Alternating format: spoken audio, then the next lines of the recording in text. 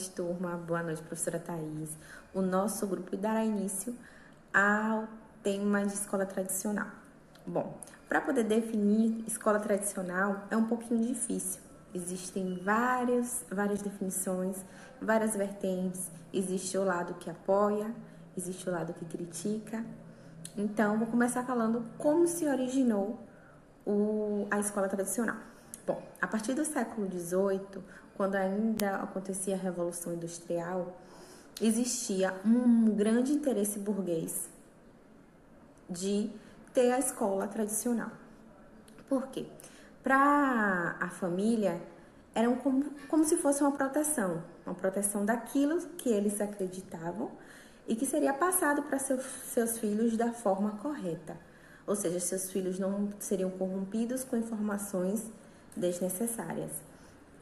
E a visão da criança como frágil e vulnerável à corrupção, eles exigiam a questão da disciplina. E nessa época eles preferiram aderir à escola jesuítica. Então foi a partir da Revolução Industrial que a ampliação da rede escolar se tornou cada vez maior. E assim na indústria, onde tinham os operários, eles tinham a maior necessidade de saber o básico, ler, escrever, contar, muito mais até do que os próprios camponeses. No século 17 e 19, a legislação de diversos países começa a revelar o interesse do Estado em assumir a educação, tornando ela leiga e gratuita. E nessa mesma época, a escola tradicional, ela passa a ser alvo de críticas. A partir do momento que várias outras ciências começam a surgir, como a psicologia e a sociologia, que começam a ver o indivíduo como um ser único e que tem suas necessidades diferentes. Ou seja, a escola tradicional, ela vê como um todo. Ela não consegue separar um aluno do outro, ver a dificuldade para poder ajudar no seu desenvolvimento. Aí por isso começou a haver muitas críticas em relação ao ensino tradicional. Agora eu vou falar um pouco sobre as características da escola tradicional. Bom, o foco vai ser sempre a transmissão de conhecimento e o professor e a forma que ele trabalha. Bom, o professor vai sempre dominar o conteúdo, logicamente na organização e estrutura para serem transmitidos para seus alunos. Bom, sempre a gente já ouviu falar, mas eu sempre fiz assim e deu certo. Ok, pode ser sim que deu certo, mas para um determinado grupo de pessoas, muitas vezes existe um aluno com dificuldade que não está sendo visto da forma que deveria ser, né? Às vezes aquele aluno que tem dificuldade é visto como um aluno ruim, né? Alunos que possuem notas vermelhas e etc. Também temos que analisar a estrutura de uma escola tradicional. Geralmente, elas são vistas como uma prisão, né? As crianças estão enclausuradas, existe o portão de entrada, o portão de saída, horários a serem seguidos, o sinal, né, que toca, o horário que a aula começa, o horário que a aula termina.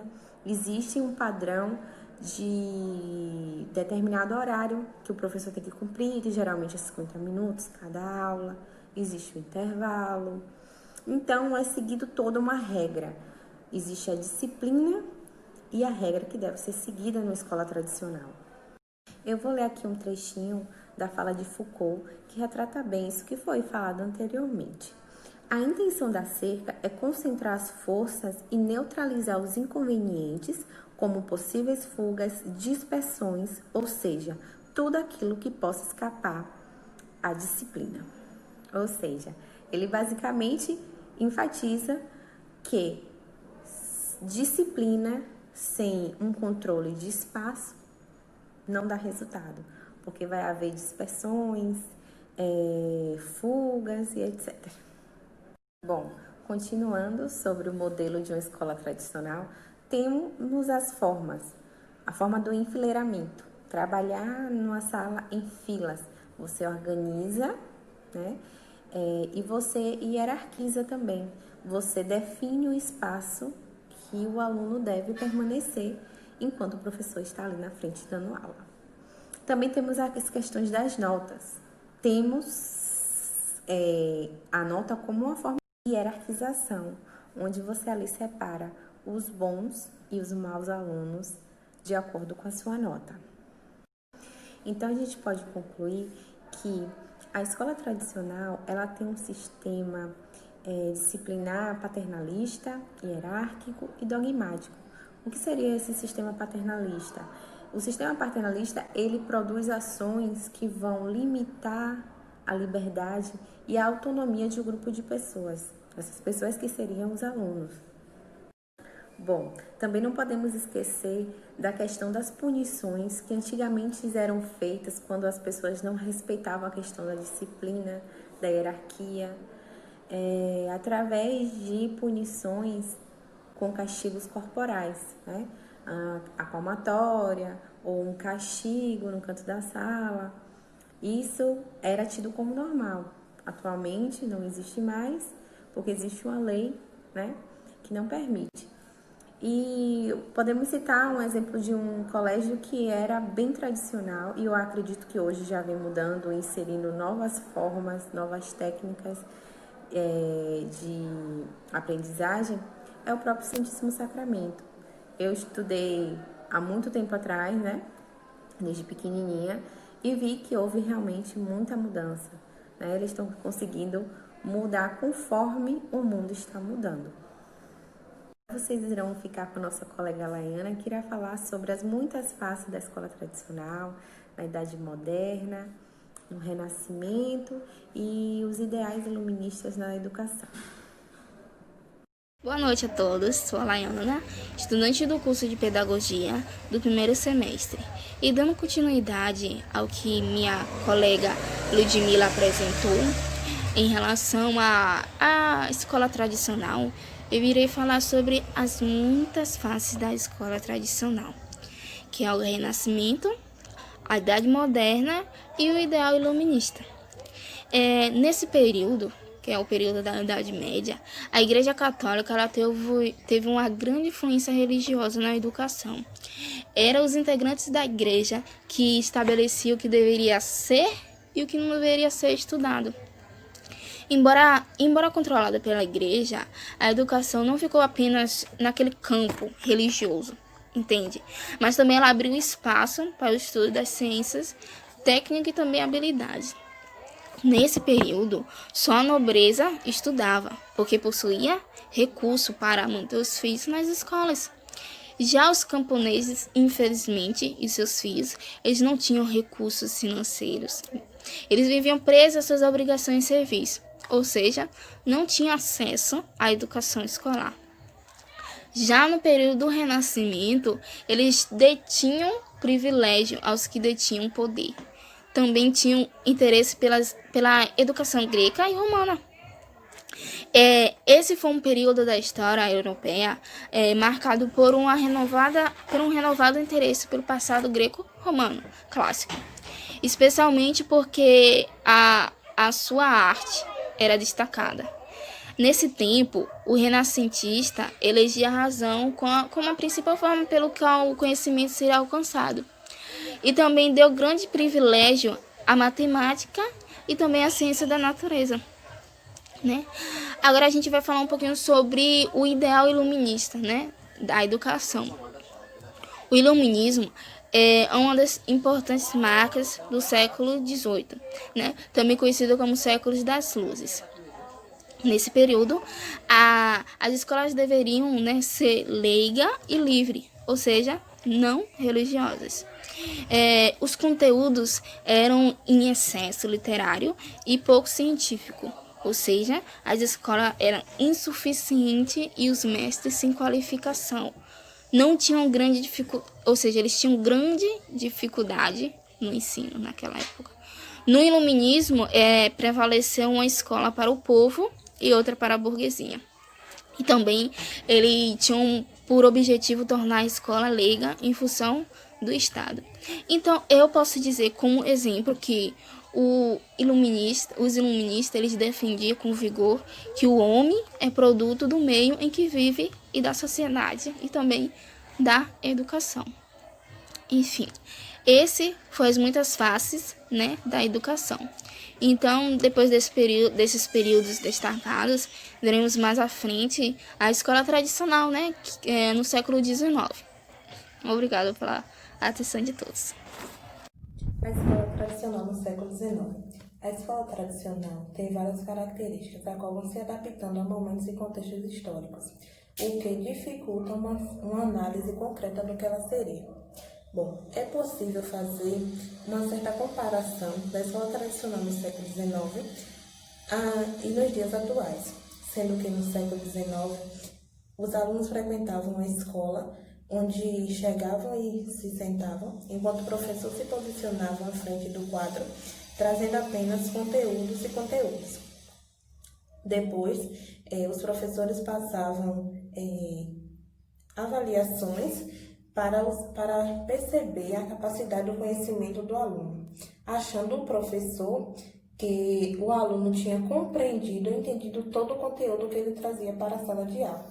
Na verdade, os alunos apenas absorviam palavras e reproduzia nas provas que eram aplicadas para avaliar o conhecimento. Não era interessante naquele momento o aprendizado do aluno para a pedagogia da época. O aluno ter apenas um embasamento já era mais que suficiente. Não era estimulado a pesquisa, a absorção completa do conteúdo. Não era formação questionadora, tipo, a terra é redonda. Quem disse? Baseada no quê? Como se chegou a essa constatação? Era apenas a terra é redonda, porque o professor disse. E até se o professor fosse questionado, responderia que a terra era redonda. Então, a escola tradicional é uma hierarquia, porque os professores, além de estarem como detentor do saber, ele também é formador de opinião, já que ele foi formado nesse método dogmático. E assim, a escola tradicional é um ensino limitado, sem muita abertura. É um ensino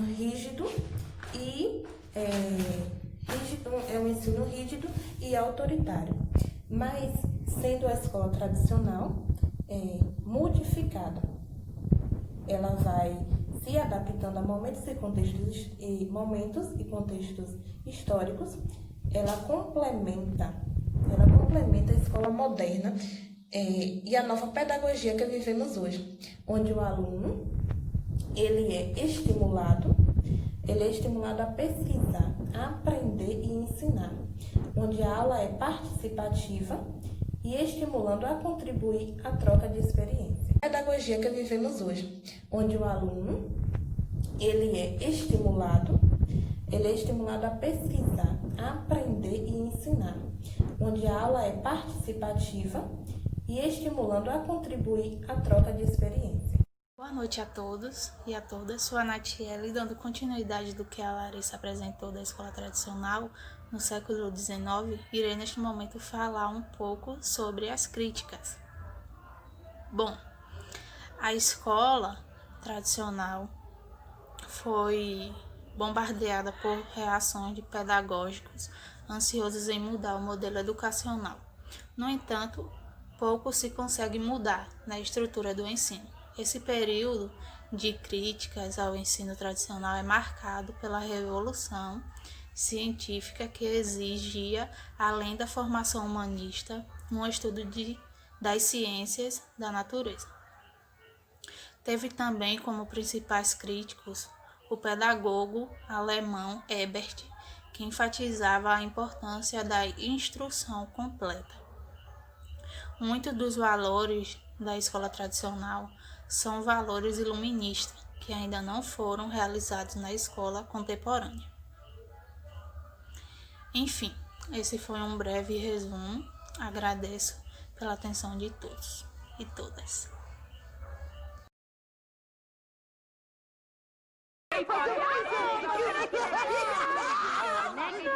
Silêncio! Olha, seu Madruga, eu queria que... Nada de seu Madruga! É senhor professor! O que queria? Ai, nada! Olha, papi! Nada de papi! Senhor professor! Deve estar bêbado. Senhor professor. Senhor professor. O que disse? Ai, nada.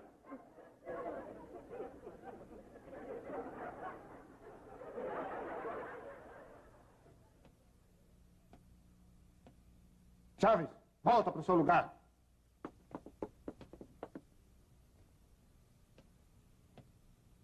Sua vez, Popes. Presente, senhor professor. Que vale mais? 1 quilo de tomates ou 1 quilo de cebolas? Não sei. Reprovada! Sua vez, Nhonho. Presente, senhor professor. Que vale mais? 1 gol contra ou 1 oitavo? Ai, não sei. Reprovado!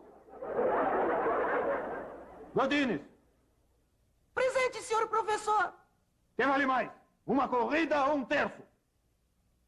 Ao ar livre ou em quadra?